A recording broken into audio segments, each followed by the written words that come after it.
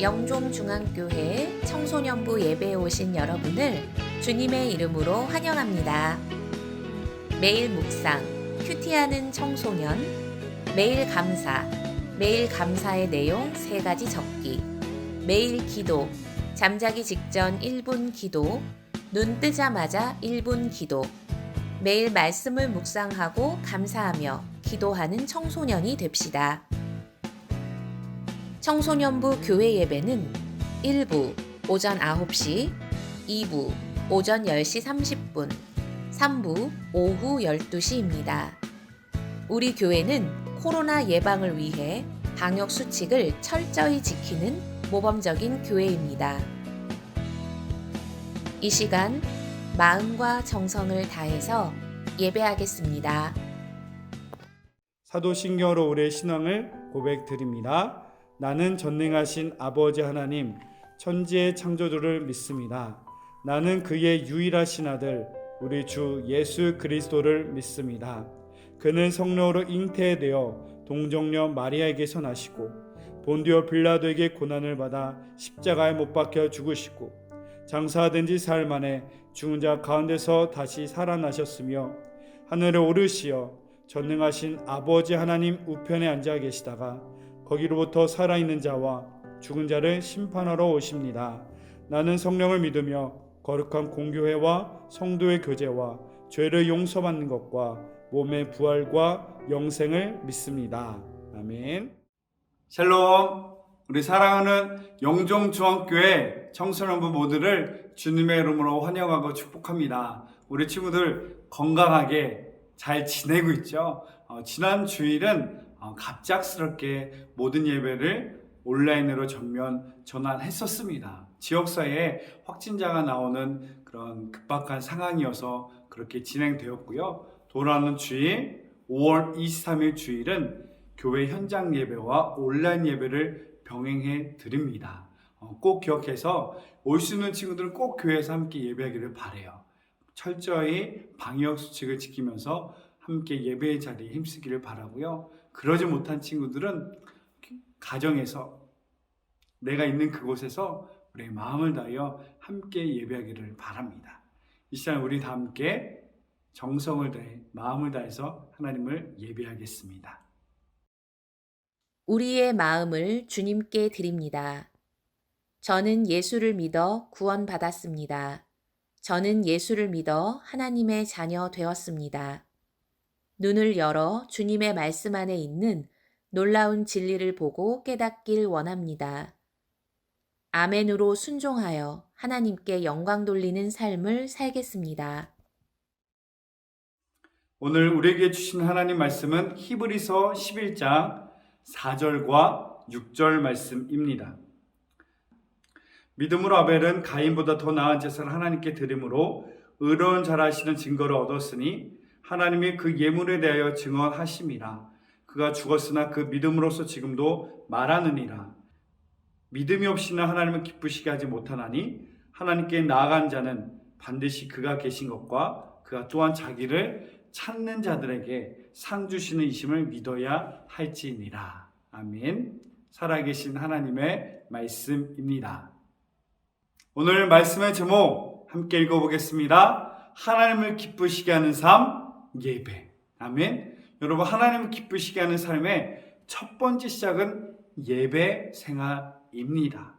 오늘 말씀을 통해 우리 믿음의 결단이 또한 주신 하나님의 크신 은혜가 함께하기를 주의 이름으로 축복하고 기도하겠습니다. 우리 친구들은 누구의 기쁨을 위해, 누구를 위해 살아가나요?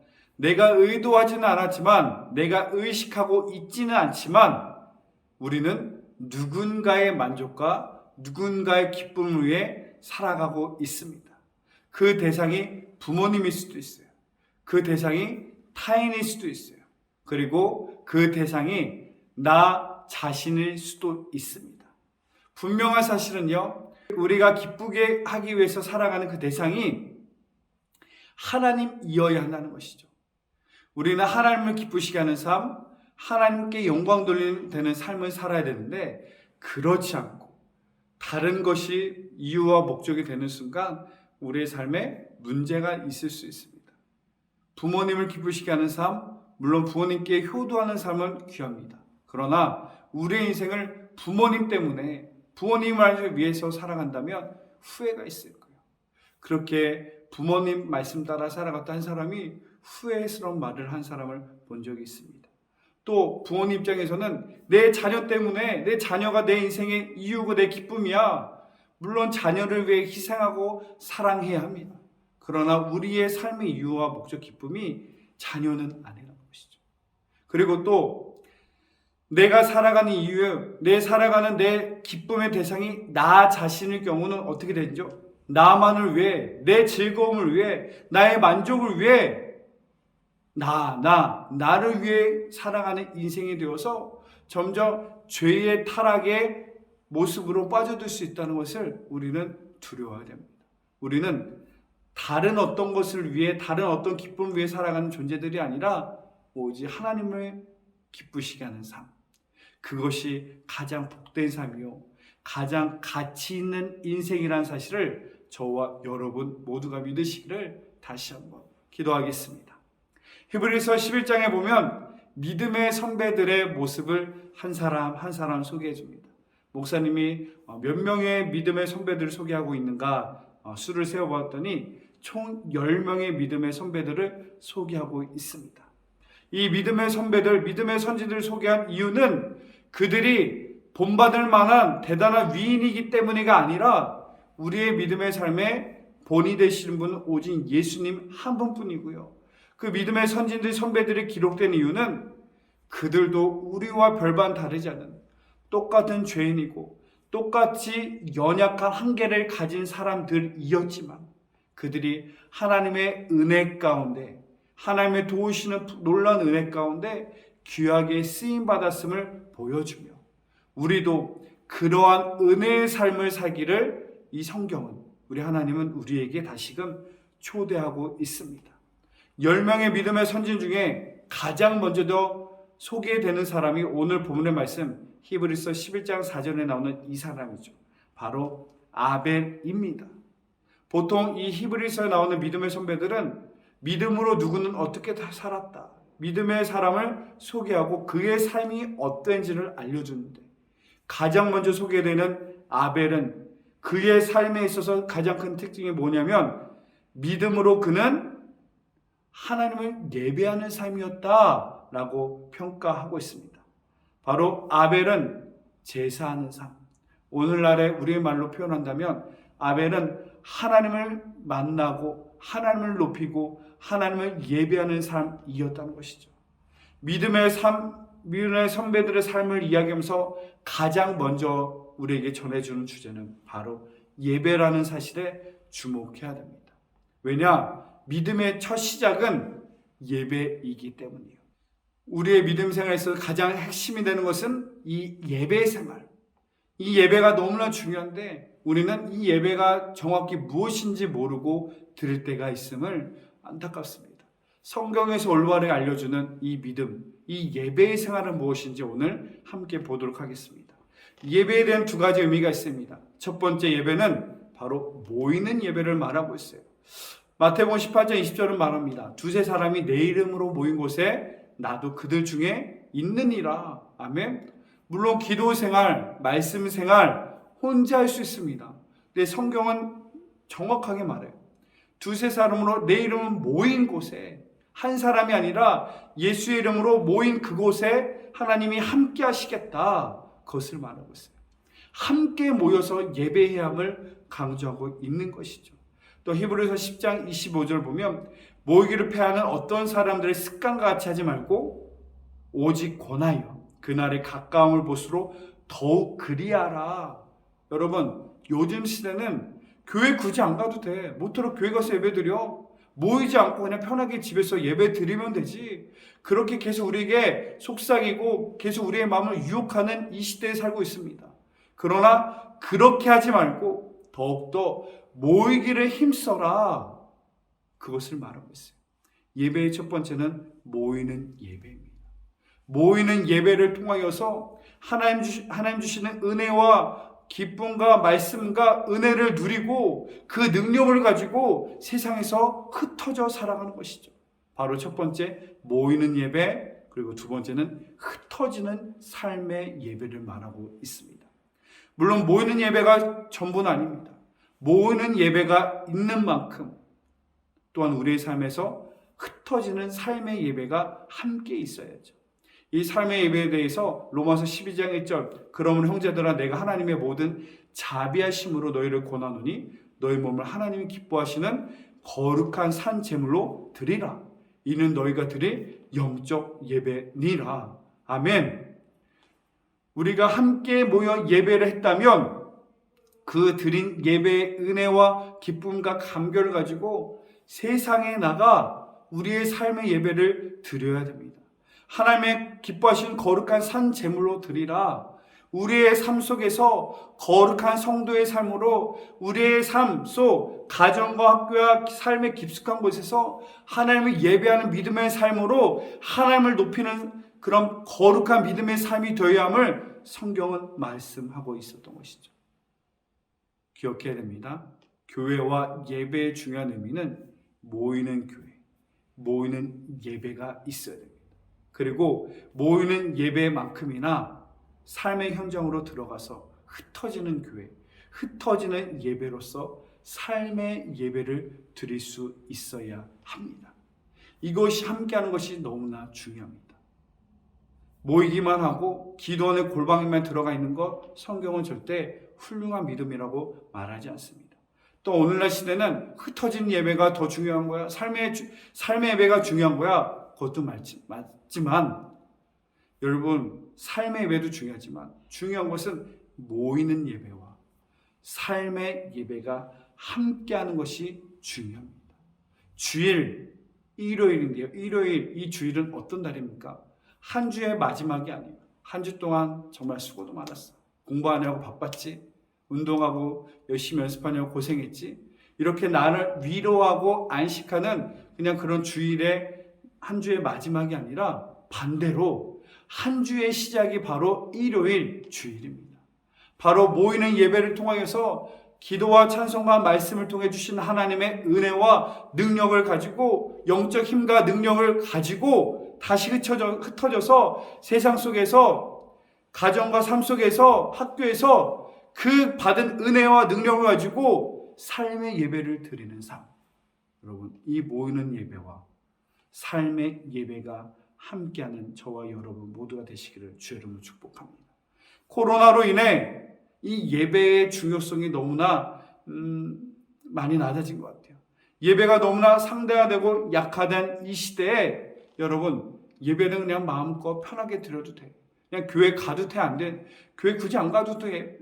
그냥 가정에서 예배 드려도 되는 거야. 여러분 그렇지가 않아요.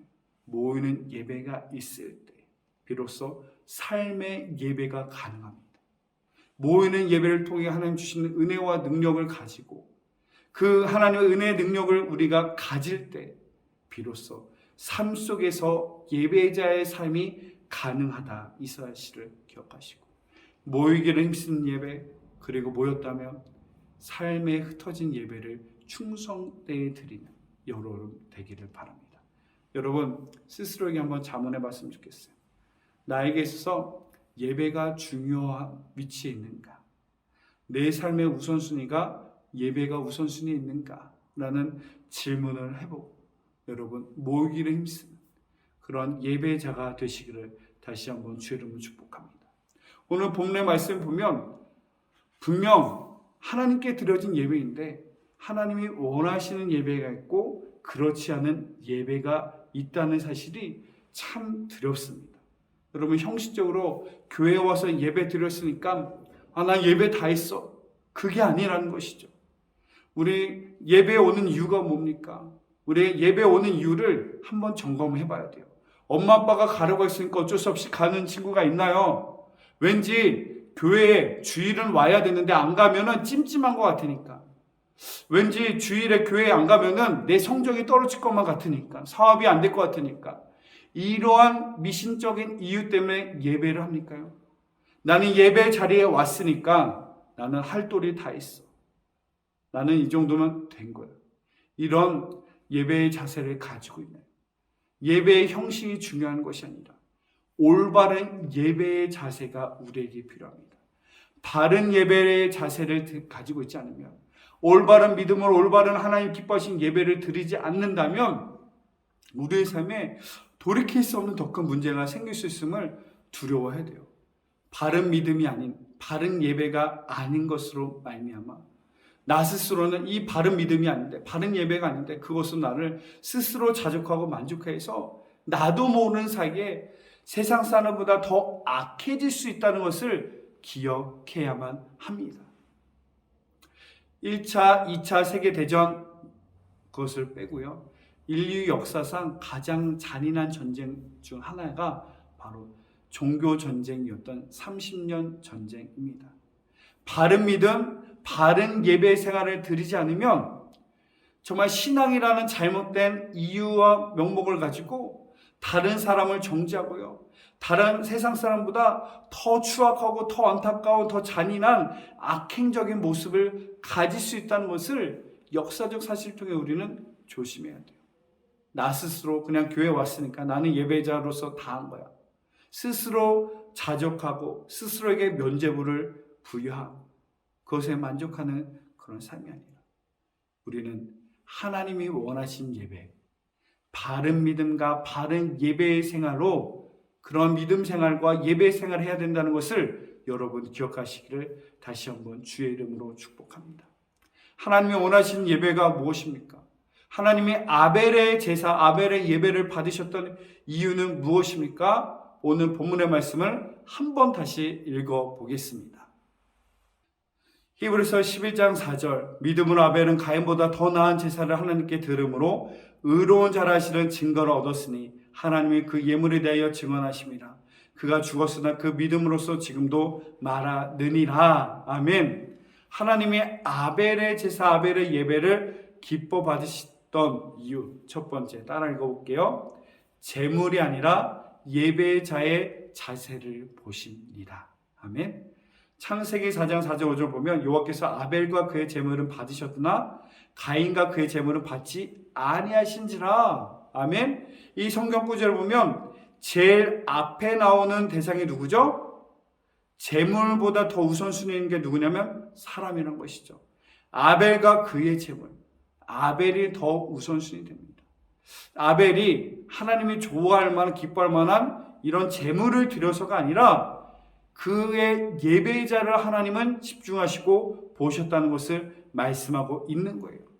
단순히 아벨은 어린 양을 피를 드렸으니까, 가인은 곡식을 드렸기 때문에 아니에요. 구약시대 모세 시대엔요, 곡식으로도 제사를 드렸었던 것입니다. 제물보다 중요한 것은 그 예배자의 자세와 마음의 태도라는 사실이죠. 마가복음 12장 41절 43절을 보면 이런 말씀이 있습니다. 여러 부자는 많이 넣는데 한 가난한 과부는 와서 두 렙돈 곧 한 고드란트를 넣는지라.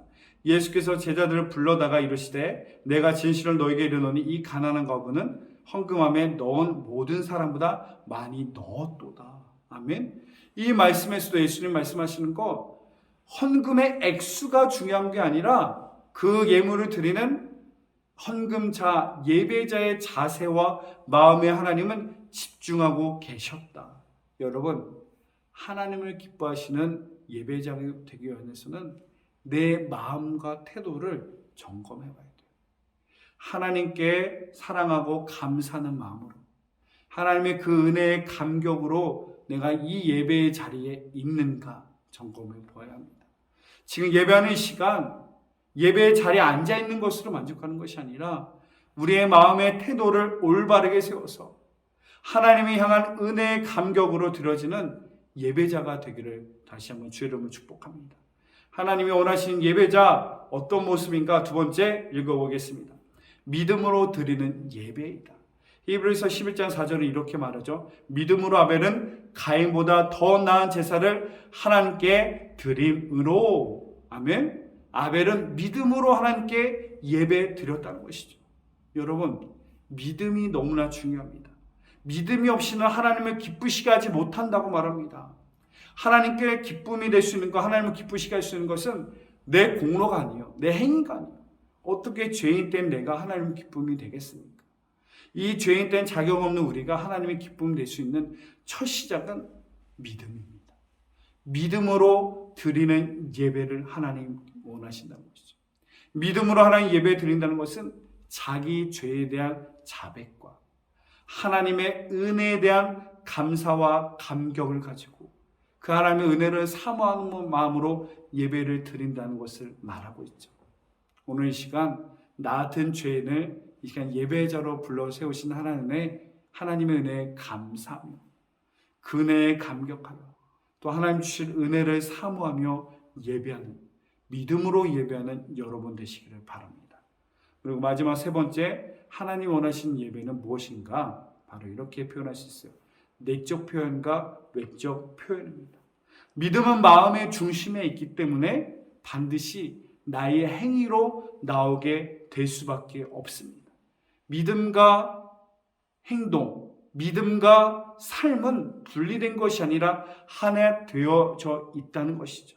올바른 믿음의 자세는 올바른 믿음의 헌신과 예물로 나오게 된다는 것이죠. 누군가 사랑하는 여인, 누군가 사랑하는 남자친구, 사랑하는 대상이 있는데 사랑하는 사람이 나 모두 좋아하고 모두 먹고 싶어 하는데 맨날 편의점 1+1 컵라면만 사준다면 여러분 그게 사랑한단 말이 진심으로 들리나요? 사랑한다면 이 마음에 있는 사랑이 우리 행동과 섬김으로도 표현되어야 합니다. 사랑하는 아내가 임신 중인데 한겨울에 수박이 먹고 싶어요. 그러면 남편이 어떻게 되죠? 사랑하는 아내를 위해서 여기저기 다 뛰어다니면서 수박을 구해야 되죠. 여기저기 다 뛰어다니는데 수박이 없어요. 그러면 어떻게 되죠? 마지막에는 수박 맛 나는 아이스크림이라도 사서 아내에게 갖다 줘야죠. 바로 이 예배는 내적 표현과 외적 표현이 함께해야 되는 것입니다. 앞전에 말한 것처럼 하나님은 이 재물에 대해 집중하지 않습니다. 그러나 중요한 것은 하나님을 향한 사랑과 믿음의 은혜가 있다면 그 믿음의 자세는 이 행동으로 우리의 예물로도 함께 드러나야 됩니다. 여러분 오늘 말씀을 정리할게요. 하나님은 믿음으로 예배하는 자들을 원하세요. 그냥 이 자리에 앉아있는 것, 한 시간 때우는 것으로 우리는 만족할지 모르지만 그런 예배는 하나님이 원하시는 예배가 아니다. 믿음으로 하나님을 예배하기를 바랍니다. 그리고 그 하나님을 사랑한다면 그 하나님을 사랑하는 그 하나님을 향해서 우리의 정성을 들여서 함께 예배할 수 있어야 됩니다. 여러분 예배의 자리에 결코 서비스 받으러 온 관객, 손님이 되지 마십시오. 이 예배를 월십 서비스라고 표현하지 않습니까? 이 월십의 서비스를 받으실 수 있는 분은 오직 하나님이십니다. 내가 이 자리에 와서 구경꾼 되고 내가 서비스 받으려는 이런 잘못된 자세는 내려놓고 하나님을 예배하는, 하나님을 높이는 복된 믿음의 삶이 되기를 바랍니다. 여러분 기억해야 돼요. 다른 세상의 어떤 것을 나의 인생의 목적으로 기쁨으로 여기는 삶은 부작용이 있고 후회가 있습니다. 우리의 삶은 하나님의 기쁨을 위하여서, 하나님을 기쁘시게 하기 위해서, 하나님의 영광을 위하여서 세워진 자들입니다. 바로 그 첫 번째, 하나님을 기쁘시게 하는 삶이 되기 위해서 온전한 바른 믿음의 예배자, 저와 여러분 모두가 되시기를 주의로 축복합니다. 모이기를 힘쓰는 예배자, 주신 하나님의 은혜와 능력을 가지고 세상과 가정과 학교 삶 속에서 흩어지는 예배자로서 승리하며 나가시길 다시 한번 주의 이름으로 축복합니다. 기도하겠습니다. 사랑의 하나님, 내 인생, 나를 위해서, 나의 만족을 위해서, 또한 다른 어떤 것을 위해 살아가는 인생이 아니라 우리의 인생의 주인이신 하나님의 기쁨을 위해서 살아가는, 하나님을 위해 살아가는 그 믿음의 주인공 되게 하여 주옵소서. 하나님의 기쁨이 되는 삶, 그 첫 번째는 예배의 자인 줄로 믿습니다. 모으기를 힘쓰는 예배자, 주신 하나님의 은혜와 능력을 가지고 가정과 학교에서 하나님을 예배하는 흩어지는 예배자로 귀하게 쓰임받게 하여 주옵소서. 감사드리며 예수님의 이름으로 간절히 기도드립니다. 아멘.